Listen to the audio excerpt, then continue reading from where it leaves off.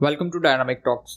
2008 के क्रैश के बाद कुछ कंपनीज को टू बिग टू फेल क्यों डिक्लेयर कर दिया गया? जब लेमन ब्रदर्स और एआईजी जैसी बड़ी इंस्टीट्यूशंस प्रॉब्लम में थे, तब गवर्नमेंट ने किस तरह से डिसीजंस लिए थे? और क्या लेमन ब्रदर्स को फेल होने से बचाया जा सकता था? आज हम इसी क्वेश्चन का आंसर जानेंगे too big to fail name की मूवी से। So let's get started.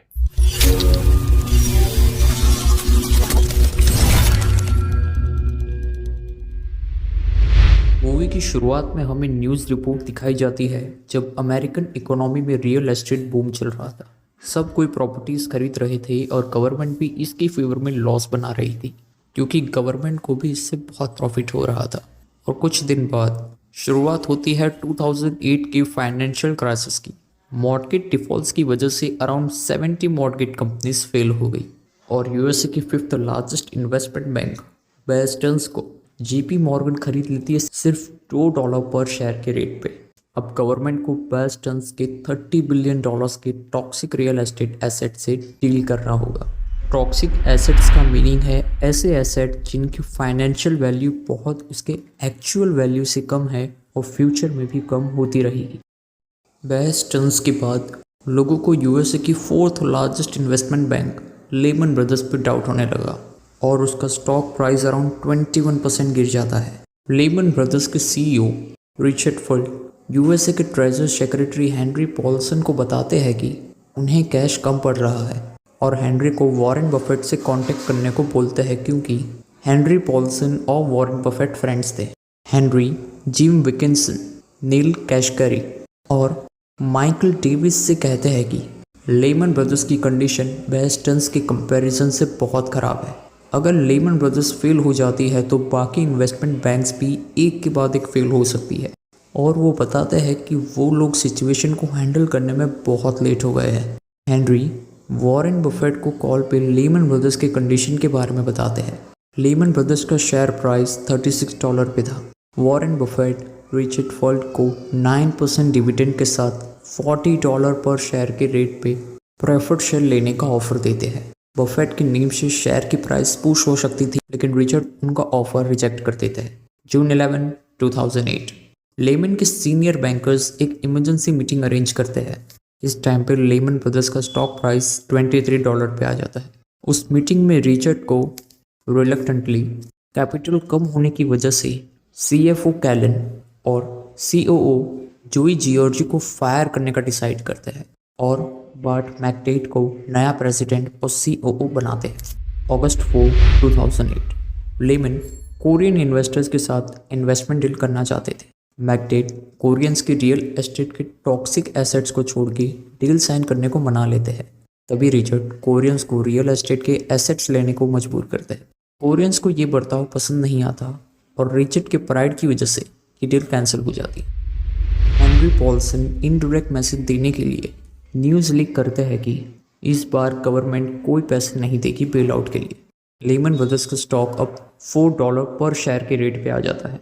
अब लेमन ब्रदर्स को कोई खरीदना नहीं चाहता था।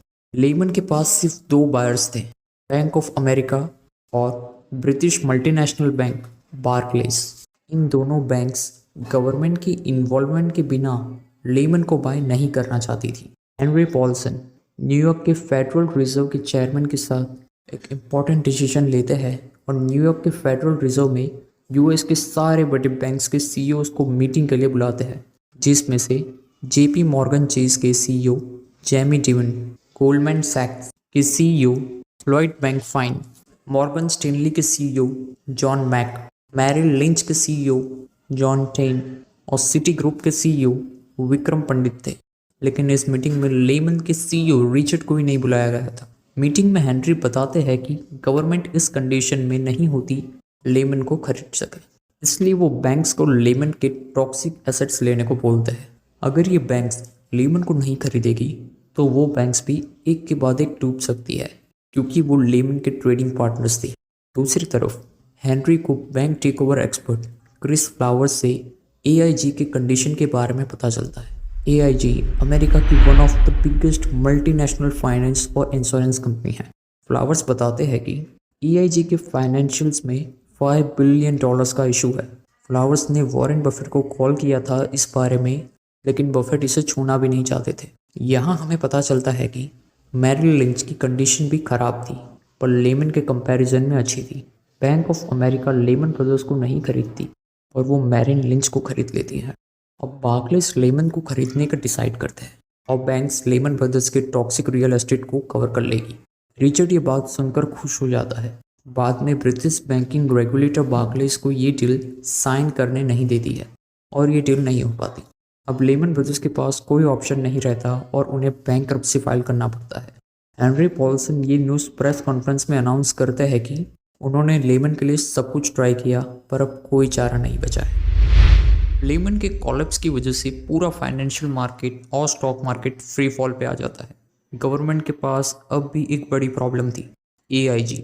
हेनरी को फ्रेंच के फाइनेंशियल मिनिस्टर से वार्निंग आती है कि एआईजी फेल नहीं होनी चाहिए क्योंकि उसका इम्पैक्ट यूरोप पे होगा। हेनरी को जनरल इलेक्ट्रिक के सीईओ कॉल पे बताते हैं कि उनके फंडामेंटल स्ट्रॉन्ग है पर वो इस मार्केट कंडीशन की वजह से बिजनेस नहीं कर पा रहे हैं। जनरल इलेक्ट्रिक टैब वर्ल्ड की one of the largest company थी। अब हेनरी, जिम और नील एक्सप्लेन करते हैं कि एआईजी को क्रेडिट डिफॉल्ट स्वैप के कारण प्रॉब्लम हो रही है। वो एक्सप्लेन करता है कि जो credit default swap investment bank ने दिए थे उनका मैक्सिमम इंश्योरेंस एआईजी ने ही दिया था और क्योंकि real estate mortgage bonds fail हो रहे थे, एआईजी को इन क्रेडिट डिफॉल्ट स्वैप का पेमेंट करना पड़ रहा था। हमने हमारे प्रीवियस वीडियो में ये सारे टर्म्स और 2008 के क्रैश के पूरे डिटेल्स एक्सप्लेन किए हैं, जिसे आप बाद में आई बटन पर क्लिक करके देख सकते हैं। अगर एआईजी फेल हो जाती है तो वो बैंक्स भी फेल हो जाएगी जिसने एआईजी से इंश्योरेंस करवाया है, और अगर वो बैंक्स फेल हो जाती है तो पूरा फाइनेंशियल सिस्टम फेल हो सकता है। इसलिए यूएस ट्रेजरी एआईजी को $85 बिलियन के लोन के साथ बेल आउट करती है। इन्वेस्टमेंट बैंक्स में प्रॉब्लम हो रही थी।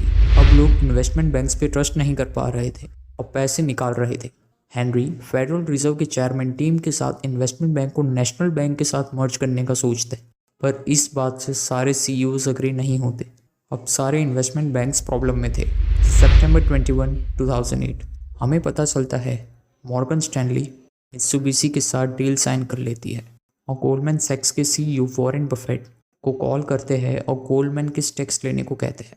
बफेट अग्री हो जाते हैं और $5 बिलियन का स्टेक ले लेते हैं।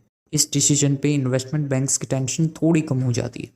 मार्केट में क्रेडिट ड्राई अप होने की वजह से हेनरी प्लान करते हैं कि गवर्नमेंट टॉक्सिक एसेट्स को बाय कर ले जो अराउंड $700 बिलियन के थे, जिसलिए उन्होंने एक टैप नेम का बिल पास करना पड़ेगा। टैप का फुल फॉर्म और मीनिंग आप स्क्रीन पे देख सकते हैं। हेनरी और उसकी टीम के बहुत ट्राई करने पर भी ये बिल पास नहीं होता, पर 4 दिन बाद सेकेंड अटेम्प्ट में फाइनली ये बिल पास हो जाता है। हेनरी की टीम को पता चलता है कि टॉक्सिक एसेट्स बाय करते करते बहुत टाइम लग जाएगा। एट लास्ट उन्हें टैप का यूज़ करके बैंक्स को टेम्पररी कैपिटल इंजेक्शंस देने के अलावा और कोई चॉइस नहीं बचती। यहाँ पे कैपिटल इंजेक्शन का मीनिंग हुआ कि बैंक्स को पैसे देना जो वो लोग को लोन्स के तौर पर देगी, जिससे इकोनॉमी में मनी फ्लो बढ़ जाएगा। हेनरी थोड़े टेंस मूड में है। एक रात वॉरेन बफेट को कॉल करके पूछते हैं कि How do you get a healthy bank to accept a capital injection? Henry सारे इन्वेस्टमेंट बैंक्स के सीईओ को मीटिंग के लिए फेडरल रिजर्व में बुलाते हैं ये डिसीजन इम्प्लीमेंट करने के लिए। पर जो हेल्दी बैंक्स है जिनके पास ऑलरेडी इनफ पैसे है वो बैंक्स ये बात एक्सेप्ट नहीं करेगी। इसलिए हेनरी एफडीआईसी के चेयरमैन को भी मीटिंग में बुलाते हैं और उनके प्रेशर से सारे बैंक्स अग्री हो जाती है।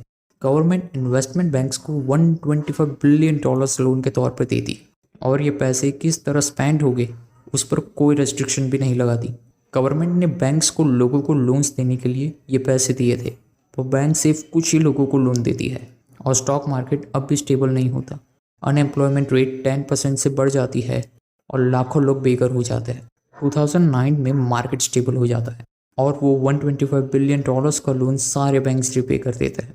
2010 में कंपनसेशन रेट $135 बिलियन का रिकॉर्ड टच करता है और ये 10 बैंक यूएस का 77% बैंकिंग एसेट्स होल्ड करती है और इन बैंक्स को too big to fail declare कर दिया जाता है। अगर आप द बिग शॉट मूवी का एक्सप्लेनेशन देखना चाहते हैं तो लेफ्ट वाले वीडियो पर क्लिक कीजिए, या कुछ डिफरेंट दिखना चाहते हैं तो राइट वाले वीडियो पर क्लिक कीजिए।